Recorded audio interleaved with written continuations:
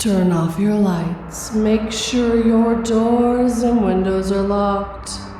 Things are about to get spooky.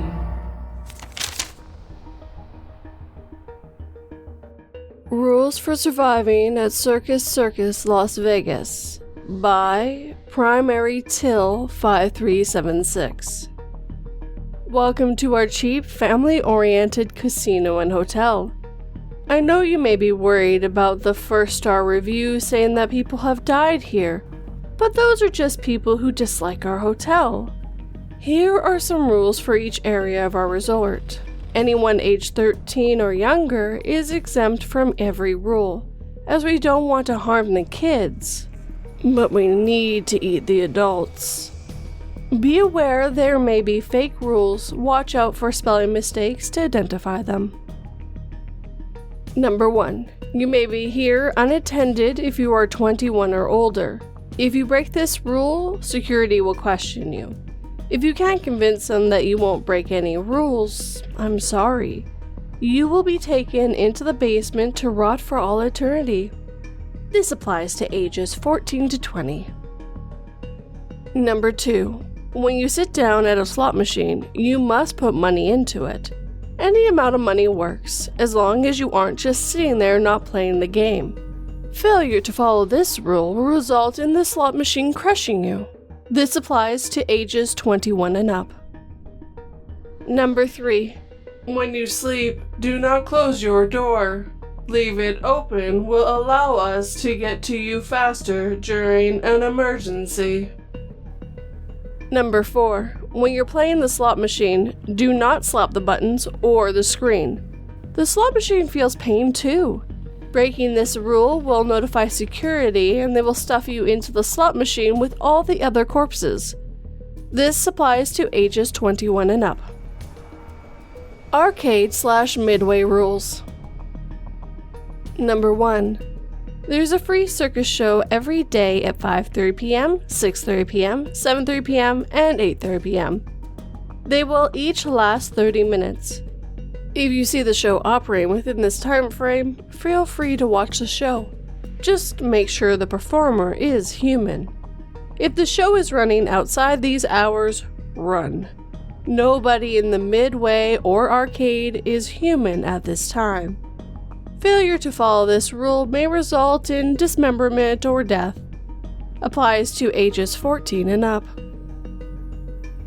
2. Come watch our show during any time of day. You will surely enjoy it, and we will enjoy the flavor of your flesh. Number 3. If any arcade game has a credit price of 4, 13, 666, or any other unlucky number, notify a staff member immediately. That is not a machine, that is a mimic. Failure to follow this rule will result in the machine exploding when you swipe your card, and only you dying. This applies to ages 14 and up. Number 4. If the person working at the ticket redemption counter has inhuman features, do not redeem your tickets. Wait until the next day. The redemption booth should be back to normal. Failure to follow this rule will result in becoming one of our inhuman staff members. This rule applies to ages 14 and up. Hotel/pool rules. Number 1. Never look behind you in the bathroom mirror. It hates being seen. Failure to follow this rule will result in you not waking up after you fall asleep. This rule applies to ages 18 and up. Number 2. If the TV has a channel 666, do not go to it. You are free to watch any other channel. Failure to follow this rule will result in things emerging from the TV and instantly killing you. It will then use you as a disguise. Applies to ages 18 and up. Number 3. If you look down from the window and see a corpse, that isn't a corpse. That's a phantom. Ignore it, and it should go away. Failure to do this will result in the spirit of that person appearing behind you and pushing you out of the window, making you the new phantom. Applies to ages 14 and up. Number 4. Don't go too deep into the pool. If you find yourself sinking in what seems like an endless amount of water, you have 5 seconds to reach the surface before it drowns you. Failure to follow this rule will result in, well, death by drowning. Applies to ages 18 and up. Number 5. Enjoy our water slides. They provide a fun twist to your visit to our pool. We can't wait to sit in the slides and watch the kids slide straight into our mouths. This concludes the list of rules for Circus Las Vegas. We hope you enjoy your stay. Oh, and one more thing. Get out while you still can.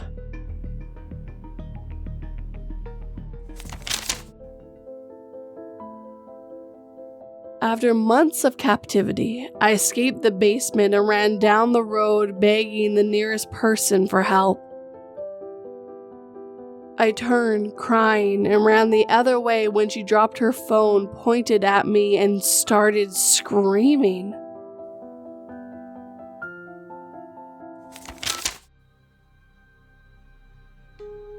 Squirrels by R.J. Remoraman. A quick warning before this story starts. There is talk of animal cruelty and violence towards animals. Viewer discretion is advised. Cassie gave the glove buddy a squeeze and hoped she could transfer anxiety into the latex skin like osmosis. The passing trees waved to her in the spring breeze, but there seemed to be something sinister behind their gesture. Like the staff at the hospital, there were all smiles, though she knew they were judging her behind closed doors.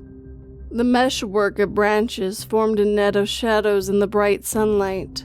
After 3 months of white corridors and fluorescent lights, Cassie had to squint against the sheer, chromatic magnitude of the outside world.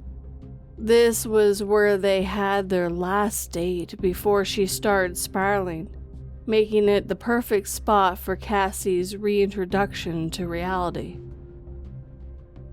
The car followed a treacherous road towards a picnic area sequestered in the deepest and most secluded portion of the park. Due to Cassie's delicate mental wellness, the isolation of the area was recommended to the couple for their first celebratory outing. The road ended in a woody grove that was traversable only by an ill-cared-for hiking trail. They thankfully encountered no cars on the road, nor was there anyone in the neglected picnic area. This set Cassie's mind at ease. BB parked the car and got out. He leaned on the open door while taking in the surrounding tree lines with his azure eyes. He was wearing his lucky leather jacket from college, which he claimed had brought him good fortune during exams. The sunlight reflected on his glasses and made his mane of blonde hair shine like a halo of a saint. After scanning the trees, he turned back to his wife. "Ready, babe?" Cassie clutched the glove buddy and shifted her weight, which made the bag of goodies at her feet rattle. They had brought a packed lunch consisting of Cassie's favorite nibbles in a grocery bag to enjoy in the fresh air. But despite the beauty that surrounded her, Cassie could not bring herself to leave the sanctuary of the car. Like the Shemara glory of God, she felt herself in the presence of an oppressing primordial holiness. This was only the first stop on her road back to the real world, and she was already hitting speed bumps. A breeze passed over BB and filled the carriage of the car with a sharp sense of pollen and flower blossoms. It beckoned her into the park with an irresistible invitation to join the world of the living. She finally nodded and slowly reached out to grasp the door handle. "Yeah, I'm ready." Outside the car, everything was light and warmth with a cool breeze distributing the perfume of nature's excess. The smell of bark, wet leaves, and blooming flowers encapsulate Cassie with the realness of everything around her. Demeter, in all her glory, never welcomed. Persephone, with a display as fine as what Cassie now saw stretched out before her. For 3 months, she had existed in a haze of drugs and institutional routine, regularly punctuated by visits from her husband. Only now was her freedom fully realized, and she laughed. BB took a few steps back and held out his hand. "Give us a toss, baby." Smiling, Cassie threw the glove buddy. It was a latex hospital glove filled with water and tied at the wrist, like a makeshift water balloon. She had been in and out of the hospital with panic attacks and bouts of paranoia all during the past year, accumulating a few months ago into a full-on manic episode.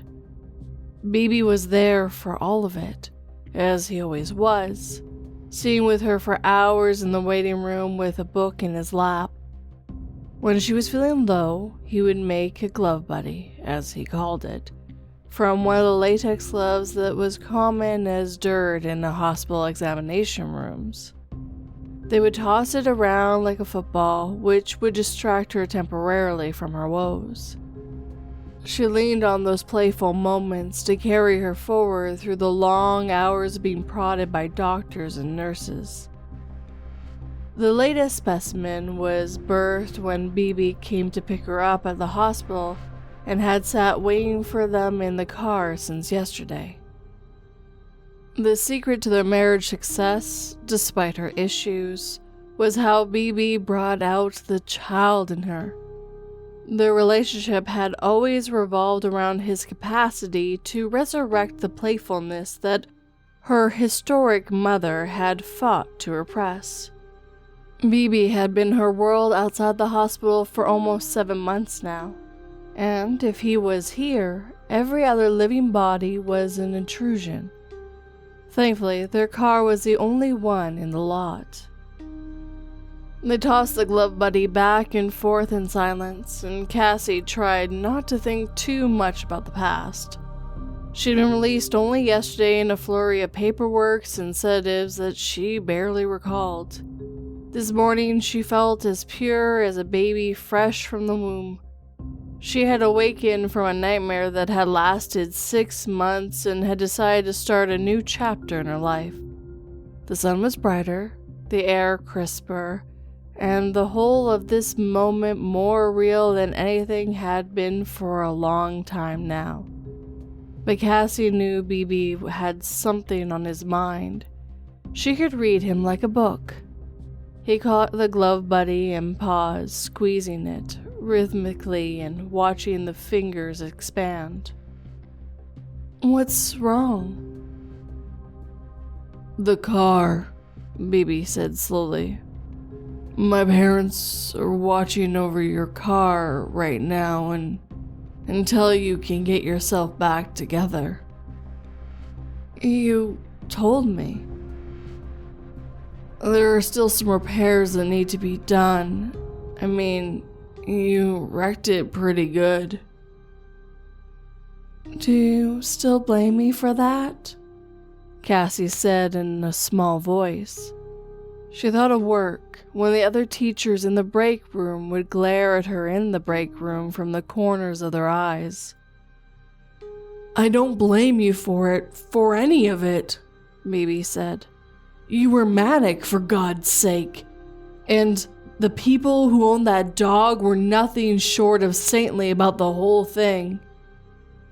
"It's for the best." I didn't know you were off your meds. I thought it was just stress from your job making you act out. It seems stupid in retrospect, but... aw, damn it." Cassie had thrown the glove buddy too hard. It flew right over BB's head in a parabola. It slapped into a tree about 15 feet behind BB, bouncing off and landing at the base amongst the twigs and the ferns. "Sorry," Cassie called out to her husband. Bibi threw her a wolfish grin. "Watch your throwing arm, Cassandra," he said. She stuck her tongue out. "Hustle next time, Biltrid. You need me to get it?" "Nah, it's cool. Let's break for lunch." Cassie sat at one of the picnic tables while Bibi went to get the big lunch. The surface of the table was covered in numerous carvings from countless couples who had inscribed their names and proclamations of love in clumsy hearts. Cassie traced several of them, smiling. Bibi came over and started saying out the food: sandwiches, a bag of chips, plastic bottle of soda, and a tub of coleslaw. One of the items made Cassie's eyes widen, and Bibi pushed a chocolate bar towards her with a wink. "I knew they wouldn't allow you to have the good stuff in the hospital, so I nabbed a few of these for you." "Oh, thank you, thank you, thank you," Cassie said as she snatched up the bar. They started eating in silence. Bibi picked at his food, but Cassie gobbled up everything she could lay a hand to, while greedily drinking in this moment. She munched her sandwiches and felt the earth center below her for the first time in a long time. Bibi knew about her condition when they got married, and had so far been even more supportive of her moves towards independence than her own family. They had been talking about children off and on for the last couple of years, but her illness presented a hurdle that neither of them knew how to cross. For now, it was good just to be free. The chocolate was nothing short of ambrosia in her mouth. The look of bliss made Bibi laugh. "Having fun, Cassandra?" "Time of my life, Bertrand." Bibi opened his mouth to say something, then paused. He leaned over and pointed behind Cassie. "Hey, take a look at this guy." Cassie swirled to see what he was pointing at. Behind her, a squirrel was skittering down a nearby tree with its gray and brown tail flicking as it descended. Cassie was a lover of critters in general, despite having recently splattered several with her car. She cooed as the squirrel scrambled across the bark, chattering at them. The furry interloper was certainly a large specimen, easily the size of a possum, its lithe body long and thin. The creature paused to look at Bibi as he shouted over to her, its head cocked. It leaped off the tree and tentatively moved closer with its tail swaying. It stopped about 10 feet from where Cassie sat, resting on its haunches, looking up at her as if in contemplation, and Cassie saw that its eyes were red. "Looks like we made a friend," Bibi said with a chuckle. "I think he wants some of that chocolate." Cassie regarded the squirrel who was sitting staring at her with its head cocked. The dog on the road from their house had thus regarded her bumper even as it loomed closer. She had hit the brake, but the dog had been unfazed by the screech of the tires. There had been a whine and a thud as 2 tons of metal collided with the beagle's chest cavity. Poor baby, Cassie thought as she broke off a piece of chocolate. She owed Mother Nature something after splattering so many of her progeny. She held the chocolate out. But the eyes dissuaded her. They were indeed red, burning bright crimson in that tiny, furry face. What sort of squirrel was this anyway? Bibi watched, then came across to her side of the picnic table. "What's wrong?" Cassie pointed with her free hand, the other still cupping the hunk of chocolate. "Can't you see its eyes?" Bibi shrugged. "So, maybe it's just a weird species of squirrel, a mutation." She could not embarrass herself in front of her husband. She knew she was being silly and making things up in her head. Bibi the scientist, ever the rational one, had pulled back the veil and shown her how naive she was being. She leaned out and extended the chocolate to the squirrel, which hopped closer. It sniffed the air, then dipped its head into her palm. Cassie giggled. "They're practically tame anyway, out here in the park," Bibi continued. "Nothing to be... Cassie, look out!" She had been so distracted by her husband's lecture that she had not seen the squirrel dart under her hand and make a move towards her leg. The fearlessness of the red-eyed specimen filled her with both revulsion and terror, especially since it had reevaluated its vendetta and decided that she was its new primary target. She took a step back with one foot, but this only left the other more vulnerable to attack. The squirrel jumped and lunged onto her calf and sunk its teeth into the soft, juicy meat. A sharp pain shot up her leg, and she screamed as the wound began to burn. With the ferocity of a rabid dog, the creature started gnawing like a piranha. Cassie flared and kicked helpless, but the squirrel clung tight to her calf. The strangeness of the whole scene had her brain swirling and scattering her thoughts.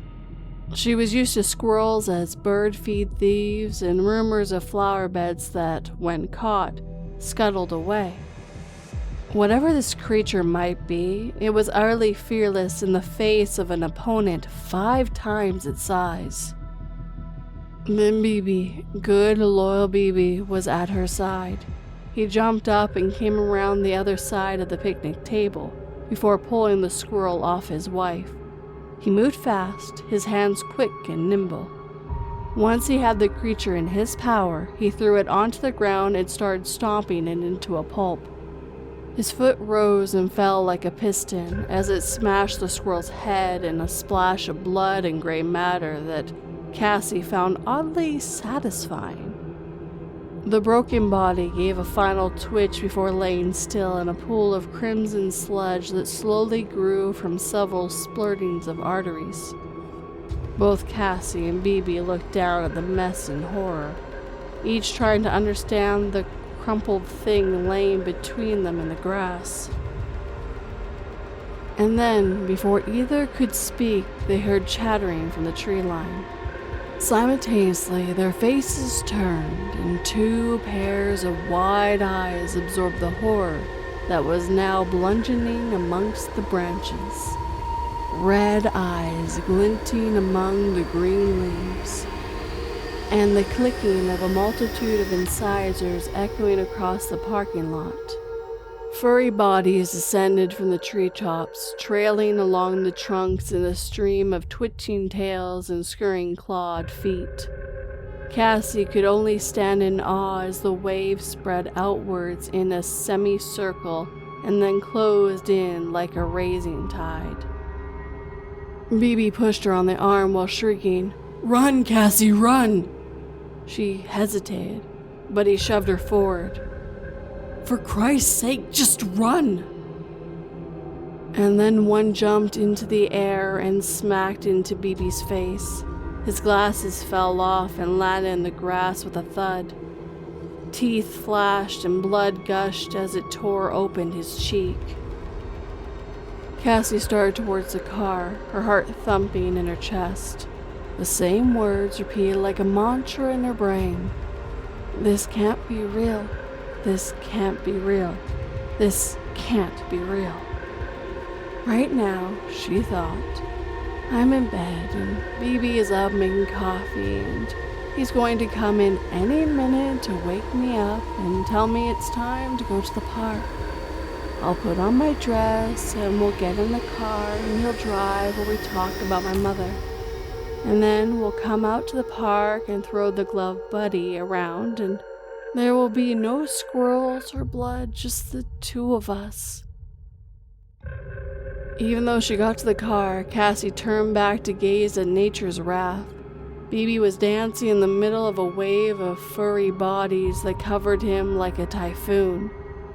She saw him flailing around helpless, his arms engulfed by an armada of squirrels that only continued to pile on. Cassie called out to him, but Bibi only screamed in response. The wall of squirrels closed around Cassie as she watched her husband being devoured. They scrambled around BB's dancing feet and made their way towards Cassie with their red eyes glaring and their mouths open in a cobra snarls. Cassie threw open the door and slipped behind the wheel on the driver's side just as they started to nibble at her ankles. With a grunt, she slammed the door behind her and hit the button for the lock. One of them threw itself at the window, but only thumped uselessly against the glass and bounced off. Cassie sat and panted heavily in the hot car while trying to catch her breath. Over her gasp, she could hear BB shrieking. Cassie watched helplessly over her shoulder as BB finally toppled to the ground and went limp. The squirrels scattered like rats abandoning a sinking ship, then quickly regrouped to surround the car. Cassie heard a pop and a hiss, then her seat shifted from underneath her. They were puncturing the tires, she thought, and now they're trying to get inside. She could hear the scraping of the claws against the metal undercarriage just beneath her seat. Some clicks and clanks echoed from behind the dashboard and the back seat as they wormed through the car's guts. Could they gnaw their way through the floor? It seemed unlikely, but under the horrifying circumstances, could she dismiss anything as implausible? She looked back over her shoulder to where BB lay. The keys were in his pocket, she remembered, and it was a cell phone that was currently shared between them. Through the windshield, she saw several of the furry menaces scrambling about on the hood and staring at her with red eyes. They all looked hungry and savage. Frantically, she looked back over her shoulder. There were perhaps 4 or 5 yards of asphalt between the car and where her husband lay, all of which were occupied by a swarm of demonic squirrels. Could she maybe hotwire the car? She had seen such things in movies, but she had no idea how to go about it.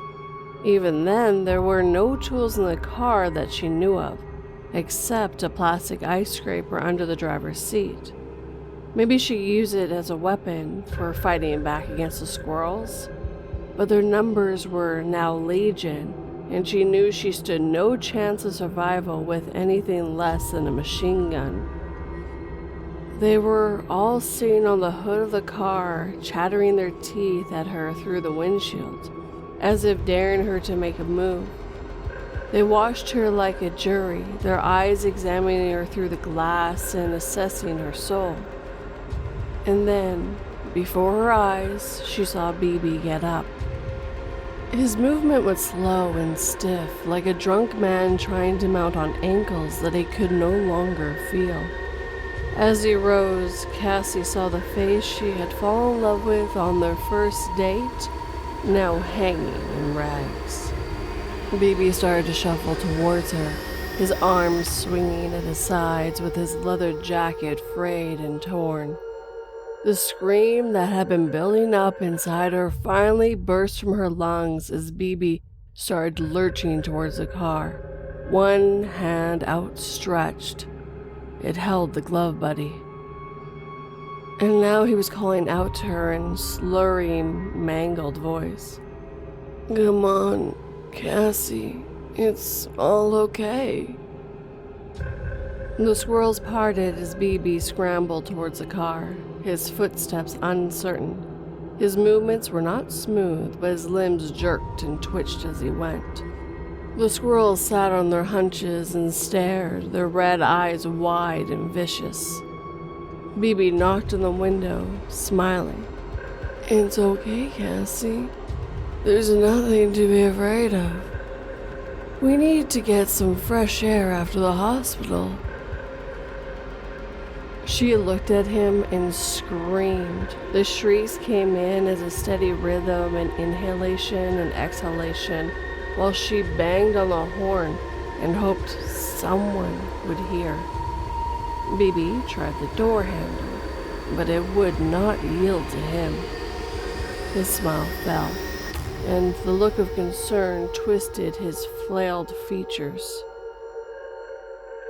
Come on, Cassie. Don't be like this. You're just having a manic episode, that's all. Now, let me in. She collapsed on the steering wheel, sobbing uncontrollably. The world was spinning, and she knew all was lost. She heard BB's voice purring and trying to reassure her. It's okay if you knocked my glasses off. I didn't mean to push you like that. It was just a reflex. Come on, Cassie. I'm sorry, okay? It's just a scrape on your leg. We can get a Band-Aid and patch that right up. Come on, Cassie, come on. Let's make up.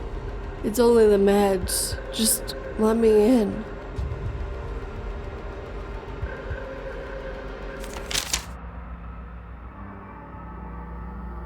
All those innocent men, women, and children. What have they done to deserve such a horrible death? The prisoner asked, strapped to the bomb. Finger on the trigger of the remote in hand, the man replied, I stopped believing in you, my God.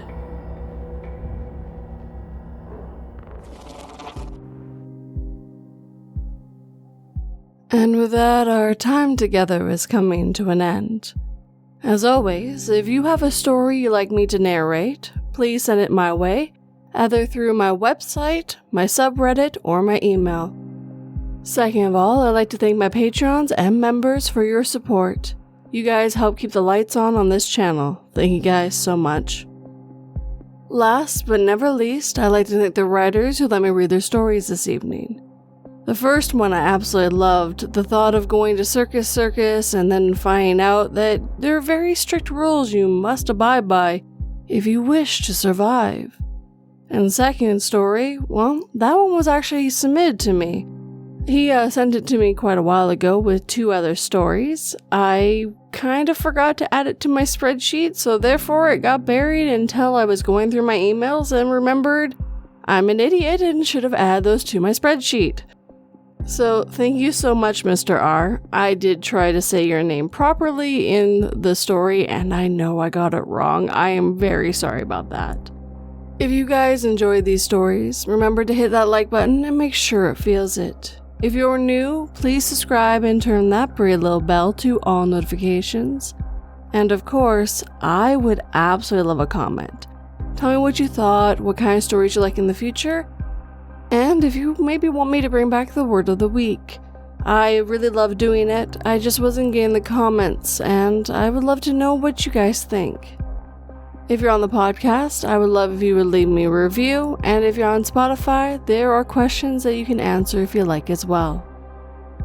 If you'd like to help this podcast/channel grow, sharing it with anyone who might enjoy these stories really helps. If you'd like to help in a more financial way and get some bonuses with it, I do have Patreon and memberships, and if you'd just like to do a one-time donation/tip, I do have PayPal, Buy Me a Coffee, and Super Thanks on YouTube. But as always, guys, thank you so much for watching and listening. It always has and always will mean the world to me. I really love narrating these stories and bringing life to them for you. Sleep tight and don't let 42 bite.